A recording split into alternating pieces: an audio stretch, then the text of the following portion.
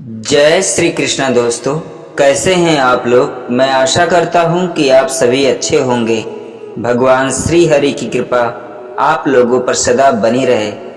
दोस्तों, आज की कहानी बड़ी ही मार्मिक और धार्मिक होने वाली है।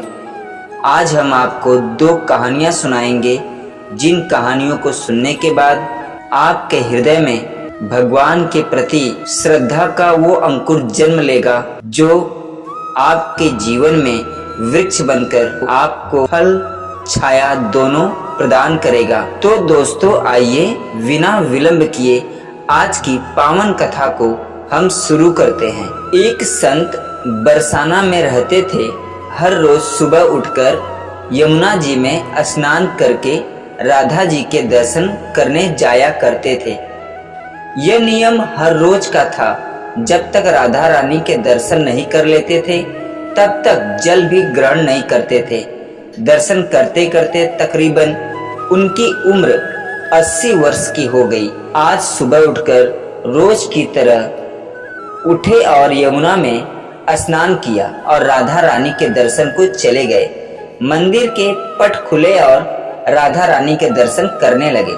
दर्शन करते करते संत के मन में भाव आया कि मुझे राधा रानी के दर्शन करते करते आज 80 वर्ष हो गए, लेकिन मैंने आज तक राधा रानी को कोई भी वस्त्र नहीं चढ़ाया। लोग राधा रानी के लिए कोई नारियल लाता है, कोई चुनरिया लाता है, कोई चूड़ियाँ लाता है, कोई बिंदी लगाता है, कोई साड़ी लाता है, कोई लहंगा चुनरी लाता है, लेकिन मैंने तो आज तक कुछ भी नहीं चढ़ाया है। ये विचार संत जी के मन में आया कि जब सभी मेरी राधा रानी के लिए कुछ न कुछ लाते हैं, तो मैं भी अपनी राधा रानी के लिए कुछ न कुछ लेकर जरूर जाऊंगा। लेकिन क्या लाऊं जिससे मेरी राधा रानी खुश हो जाए। तो संत जी ये सोचकर अपनी कुटिया में आ गए। सारी रात सोचते सोचते सुबह हो गई। उठकर स्नान किया और आज अपनी कुटिया में ही राधा रानी के दर्शन पूजन किए। दर्शन के बाद मार्केट में जाकर सबसे सुंदर वाला लहंगा चुनरिया का कपड़ा लाए और अपनी कुटिया में आकर के अपने ही हाथों से लहंगा चुनरिया को सिला और सुंदर से सुंदर उस लहंगा चुनरिया में गोटा लगाए। जब पूरी तरह से लहंगा चुनरिया को तैयार कर लिया, तो मन में सोचा कि इस लहंगा चुनरिया को अपनी राधा रानी को पहनाऊंगा तो बहुत ही सुंदर मेरी राधा रानी लगेंगी। यह सोचकर आज संत जी उस लहंगा चुनरी को लेकर राधा रानी के मंदिर को चले। मंदिर की सीढ़ियां चढ़ने लगे और अपने मन में सोच रहे हैं, आज मेरे हाथों के बनाए हुए लहंगा चुनरी राधा रानी को पहनाऊंगा तो मेरी लाडली खूब सुंदर लगेंगी। ये सोचकर जा रहे हैं। इतने में एक बरसाना की लड़की आई और बाबा से कहती है, बाबा आज बहुत ही खुश हो, क्या बात है बाबा, बताओ ना। तो बाबा ने कहा कि लाली, आज मैं बहुत खुश हूँ। आज मैं अपने हाथों से राधा रानी के लिए लहंगा चुनरी बनाया है। इस लहंगा चुनरिया को राधा रानी जी को पहनाऊंगा और मेरी राधा रानी बहुत सुंदर दिखेंगी। उस लाली ने कहा, बाबा मुझे भी दिखाओ ना, आपने लहंगा चुनरिया कैसे बनाई है। लहंगा चुनरिया को देखकर वो लड़की बोली, अरे बाबा, राधा रानी के पास तो बहुत सारी पोशाक है, ये तो मुझे दे दो ना। तो महात्मा बोले कि बेटी, तुमको मैं दूसरी बाजार से दिलवा दूंगा, ये तो मैं अपने हाथों से बनाकर राधा रानी के लिए लेकर जा रहा हूँ। तुमको और कोई दूसरा दिलवा दूंगा, तुम चिंता ना करो। लेकिन उस छोटी सी बालिका ने उस महात्मा का दुपट्टा पकड़ लिया। बाबा ये मुझे दे दो।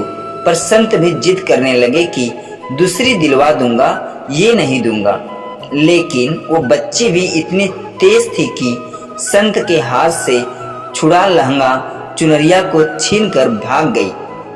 अब तो बाबा को बहुत ही दुख हुआ कि मैंने आज तक राधा रानी को कुछ नहीं चढ़ाया, लेकिन जब लेकर आया तो लाली लेकर भाग गई। मेरा तो जीवन ही खराब है, अब क्या करूं? ये सोचकर संत उसी सीढ़ियों में बैठ करके रोने लगे। इतने में कुछ संत वहां आए और पूछा, क्या बात है बाबा, आप क्यों रो रहे हैं? तो बाबा ने उन संतों को पूरी बात बताई। संतों ने बाबा को समझाया और कहा कि आप दुखी मत हो, कल दूसरी लहंगा चुनरी बना के राधा रानी को पहना देना। चलो राधा रानी के दर्शन कर लेते हैं। इस प्रकार संत ने बाबा को समझाया और राधा रानी के दर्शन को लेकर चले गए। रोना तो बंद हुआ, लेकिन मन खराब था क्योंकि कामना पूरी नहीं हुई। तो अनमने मन से राधा रानी का दर्शन करने संत जा रहे थे और मन में ही सोच रहे थे कि मुझे लगता है कि किशोरी जी की इच्छा नहीं थी, शायद राधा रानी मेरे हाथों से बनी पोशाक पहनना ही नहीं चाहती थी।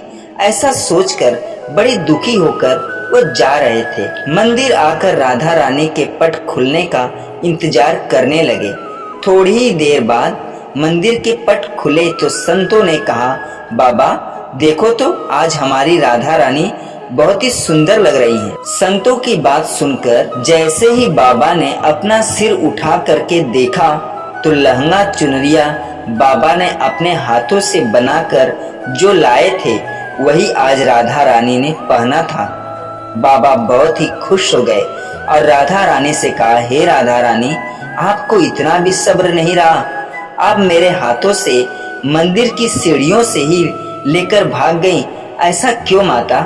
सर्वेश्वरी श्री राधा रानी ने कहा कि बाबा, आपके भाव को देखकर मुझसे रहा नहीं गया और ये केवल पोशाक नहीं है, इसमें आपका प्रेम है, इसलिए मैं खुद ही आकर के आपसे लहंगा चुनरी छीन कर भाग गई। इतना सुनकर बाबा भाव विभोर हो गए, उनके आंखों से आंसू बहने लगे। बाबा ने उसी समय किशोरी जी का धन्यवाद किया और पूरा जीवन किशोरी जी में ही लगा दिया, व्यतीत कर दिया। दोस्तों आइए इसी तरह की एक बड़ी ही मन भावन पावन एक कथा और सुनते हैं। किसी गांव में एक संत घर घर जाकर भिक्षा मांग रहे थे। घूमते घूमते संत एक दुकान पर पहुंच गए। दुकानदार से भिक्षा मांगने के लिए संत उसके पास पहुंचे। दुकान में बहुत सारे छोटे बड़े डिब्बे रखे हुए थे। दुकान की सजावट बहुत सुंदर थी। संत उसकी दुकान देखकर बहुत प्रभावित हुए। संत ने दुकानदार से पूछा कि भाई, तुमने इतने सारे डिब्बों में क्या क्या भरकर रखा है?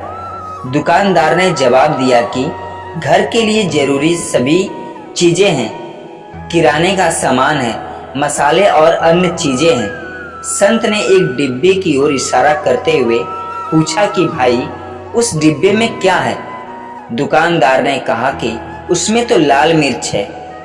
संत ने दूसरे डिब्बे के बारे में पूछा तो दुकानदार ने बताया कि उसमें नमक है। इस तरह संत ने दुकानदार से कई डिब्बों के बारे में पूछ लिया। दुकानदार संत के सम्मान में उनके सभी सवालों का जवाब दे रहा था। तभी संत ने अलग रखे हुए एक डिब्बे के बारे में पूछा कि उसमें क्या है, इसे अलग क्यों रखे हो? बड़ा अलग दिख रहा है ये डब्बा। दुकानदार बोला कि बाबा, उसमें राम है, इसलिए अलग रखा है। ये बात सुनकर संत हैरान हो गए। उन्होंने सोचा कि डिब्बे में राम कैसे हो सकते हैं। संत ने यह बात दुकानदार से पूछी। दुकानदार ने कहा कि जिस डिब्बे में कुछ नहीं होता है, यानी जो डिब्बा खाली होता है, उसके लिए हम यही कहते हैं कि उसमें राम है। हम डिब्बे का खाली नहीं कहते। ये बात सुनते ही संत आश्चर्यचकित हो गए कि इस दुकान वाले ने कितनी बड़ी और गहरी बात कह दी। जिस बात को समझने के लिए मैं इधर उधर भटक रहा हूँ, वह बात इतनी आसानी से इस व्यक्ति ने समझा दी है। संत ने सोचा कि मैं तो भगवान की कृपा के लिए कब से भक्ति कर रहा हूँ, दर दर भटक रहा हूँ, लेकिन मैं बात नहीं समझ पा रहा था कि मुझे भगवान की कृपा क्यों नहीं मिल रही है। जब तक मेरे मन में बुराइयां हैं, मेरा मन फालतू बातों से भरा हुआ है, तब तक मुझे भगवान की कृपा नहीं मिल सकती। भक्ति का आनंद लेने के लिए सबसे पहले मुझे मेरे मन को खाली करना होगा, तभी उसमें भगवान आ सकेंगे, तभी उसमें भगवान विराजमान होंगे। प्रसंग का दोस्तों संदेश ये है कि अधिकतर लोगों के मन में गुस्सा, लालच, मोह, घमंड, दूसरों के लिए जलन और गलत विचार जैसी बुराइयां हैं। तब तक हमारा मन भक्ति में नहीं लग पाएगा। भक्ति में मन लगाना चाहते हैं तो हमें सबसे पहले इन बुराइयों को खत्म करना होगा। जब मन शांत और पवित्र हो जाएगा तो भक्ति में आनंद भी मिलेगा और भगवान की कृपा भी मिलेगी। दोस्तों, मैं आशा करता हूँ कि आज की दोनों कहानी आप लोगों को अच्छी लगी होगी। दोस्तों, अगर ये कहानियाँ अच्छी लगी हों तो कमेंट में जरूर बताइएगा, और चैनल पर नए हैं दोस्तों तो भगवान श्री कृष्ण के लिए, प्रभु श्री राम के लिए, राधा रानी के लिए, किशोरी जी के लिए चैनल को लाइक, शेयर, सब्सक्राइब जरूर करिएगा। पूरा वीडियो देखने और हमारे चैनल से बने रहने के लिए दिल से धन्यवाद दोस्तों।